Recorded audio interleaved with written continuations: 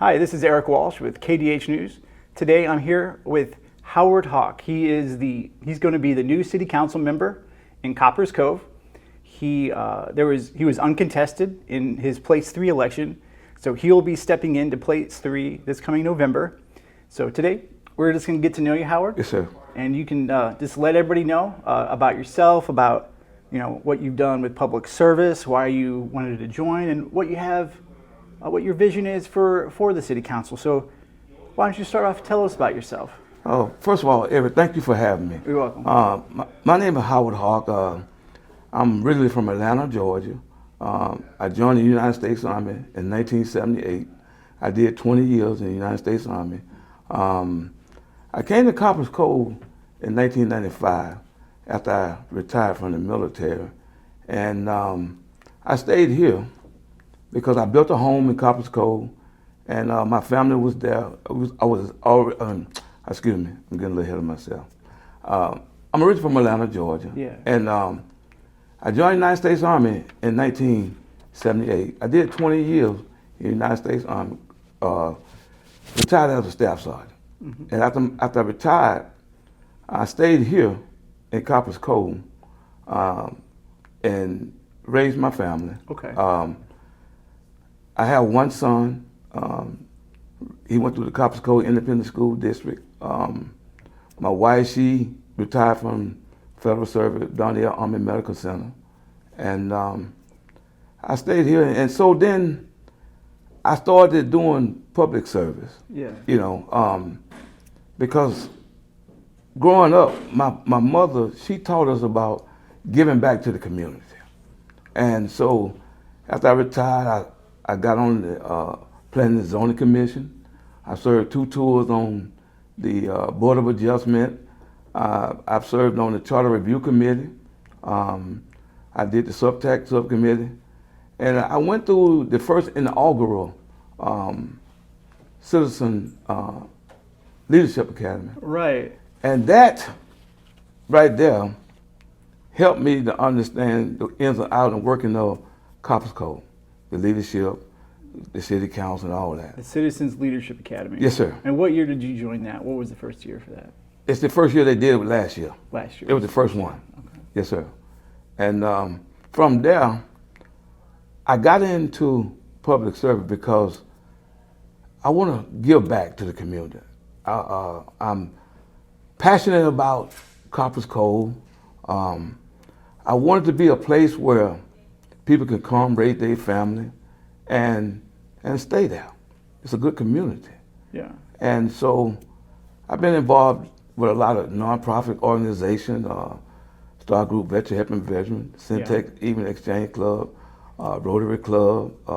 Which exchange clubs have you visited? I know there's still 2 in Cove right now. Yes, sir. I'm with the Syntec Evening Exchange Club. The Syntex, okay. Mm-hmm. Mm-hmm. And the Boys and Girls Club, or Copperas Cove, you name it. The Citizen Police Alumni Association, I joined that academy, and just various organizations. You are all over the place. All over the place because I want to serve, I want to give, and that's how kind of I got into public service. Okay. You don't have to be an elected official to serve. You don't have to have education to serve. All you have to do is use common sense and have a passion for giving to your community. Right. Well, It looks like you've done that. I mean, you've served in all kinds of these boards already, and it's really, out of you're taking your own time to do that. Tell me, what have you learned by serving in these boards? You said you're in the planning and zoning, and how have those things helped prepare you for your role now? Planning and zoning, Board of Adjustment, and all those different type of organizations deal with planning, ordinance, and that has helped me to where I can go on city council and help with all the different things they have to do in order to pass certain agendas and stuff like that. So it helped me tremendously because now I'm prepared to go on council, look at all the different agenda items that we have to look at and vote on. But that's that experience by being on those different boards and committees has helped me tremendously. Okay. Versus a person going in not having those experiences. Right. Yes, sir. So you retired from the military. I retired from the United States Army in 1998, and I went to work right after I retired over at Central Texas College, working as an inventory management specialist. And from there, I worked there. Then I went on Fort Hood and worked for different contractors. And then from there, I went up to the Department of Veterans Affairs in Temple, worked there 10 years and 6 months. Okay. And so after you retired, you could have gone anywhere. What about Copperas Cove made it a place that you wanted to stay? The reason why I stayed in Copperas Cove because the friendliness of the community and that motto, the city built for family living. Mm-hmm. And everything was proximity to Fort Hood. My wife had retired. We had established ourselves there. My son was in school. And I could have went back to Atlanta, Georgia, but I would have to start all over again. So staying in Copperas Cove was the best decision I could have made. And Copperas Cove is one of them cities that I want to see thrive. I want to see business coming now. I want to see a lot of infrastructure change. And the main thing is where you can raise your family and stay there. But Copperas Cove is unique in its own way, like at the end of the city. It's not so much the city, it's the people that makes up the city. That's right. Yes, sir. Mm-hmm. And if you come there with a good positive attitude, and you'll see a great thing about Copperas Cove, the phrase of the city built for family living. Right. And I think that's what it is. Mm-hmm. Yes, sir. So you're going to be joining the council in November. Do you have a date that you're going to be sworn in? Do you know yet? I've heard sometime in November, but I haven't got an official date They haven't said from the city.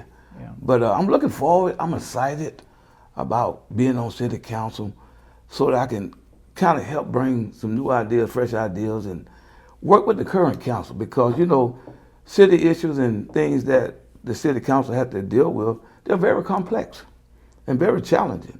And I think I have the experience and the understanding how local government work, how Copperas Cove work, what their mission is, what their vision is for the city. So I won't have a problem, a hard time getting on the council because this didn't start back in last year, 2024.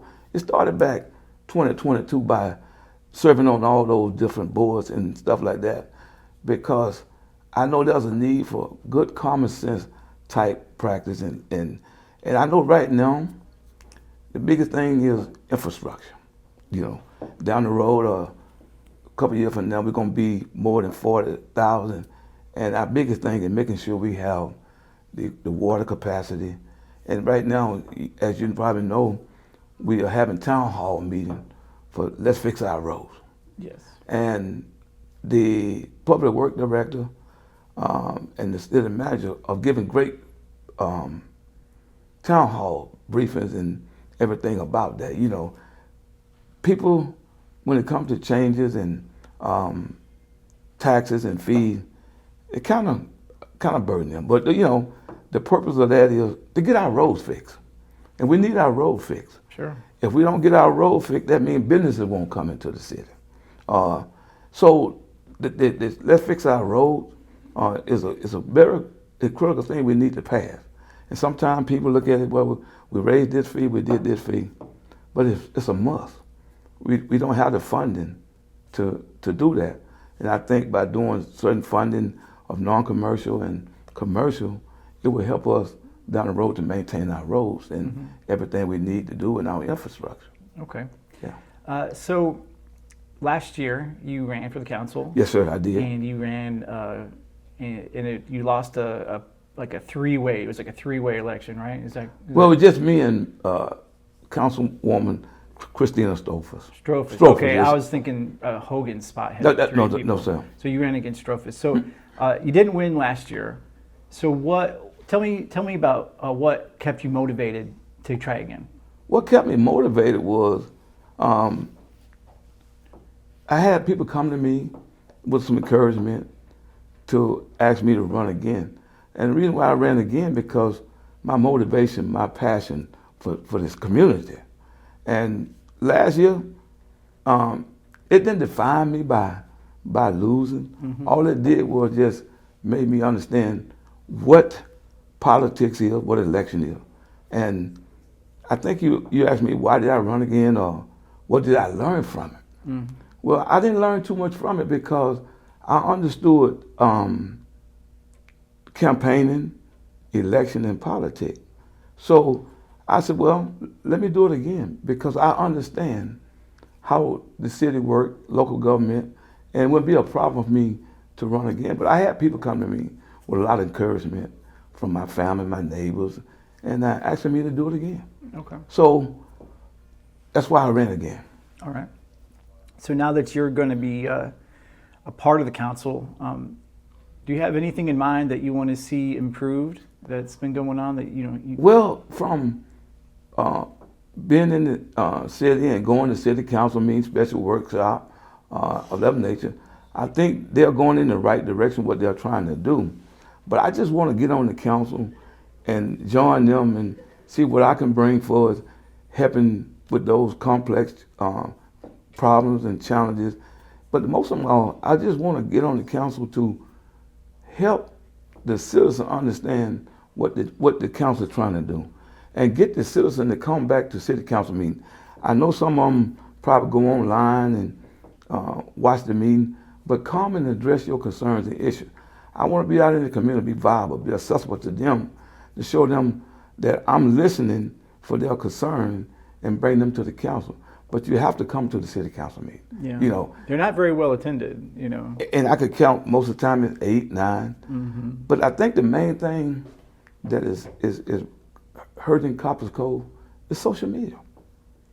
And social media is affecting Copperas Cove because I don't go on social media, and I won't go on social media. But they spread, information that is not true.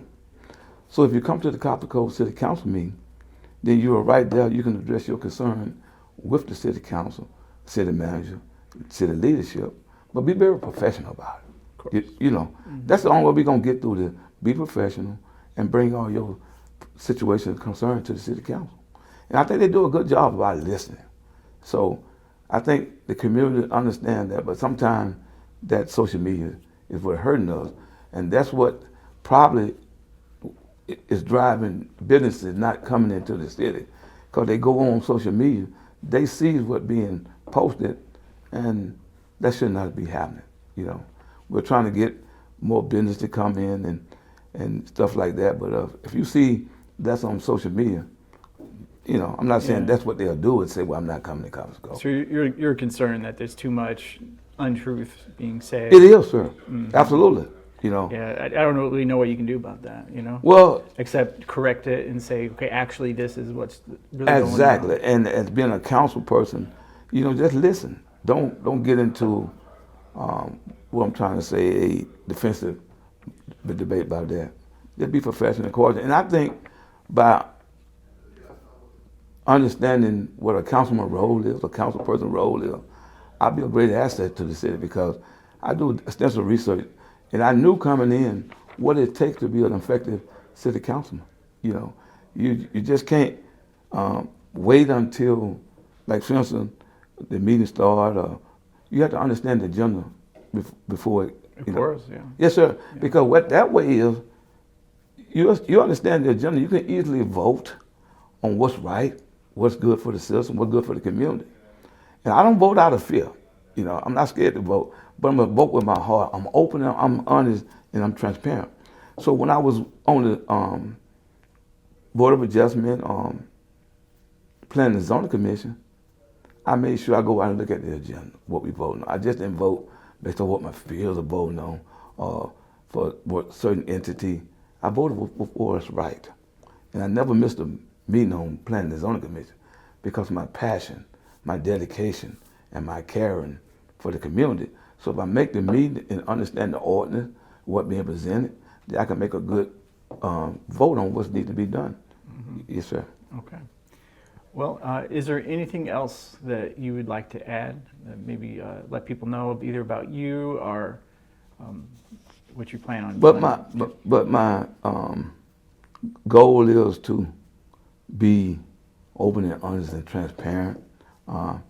putting the citizens first, making sure that I communicate with them effectively, be out and about, so that I'm accessible to try to answer their question as much as I can.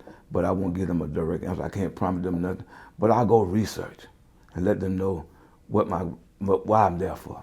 You know, it's about making the city of Copperas Cove a city that people want to come to, Sure. a city that people want to raise their family at. But first of all, we have to fix a few things for people to come and just get businesses coming now. And what are the main things you want to fix? You mentioned roads earlier. Anything else that you think needs to be fixed? well, we got some future things we could look at, you know, down the road. Affordable housing. You know, I see a lot of homeless people in the city. Have something for them, you know. Transportation, see a lot of people walking. I think they got the hop there. But I know in time all of that'll work itself out. Okay. Yes, sir. All right. Well, thanks so much for coming. Well, thank you for having me. Thanks for taking the time. Yes, sir. Appreciate it. I'm very excited, ready to get to work. All right. And gonna do, because when you get elected or get appointed to the city council, it's the citizen that brings you there, you know. That's right. And so Yeah. they are not like your boss, but, you know, they voted for the best possible candidate that they could put up on the council. They're trusting you. They trusted me, Yeah. you know, with my integrity, my character, and all that. And that's what I always want to bring to the city council. People understand and trust me. Okay. Yes, sir. All right. Well, read more about Mr. Hawk and the Copperas Cove City Council at kdhnews.com. Thank you.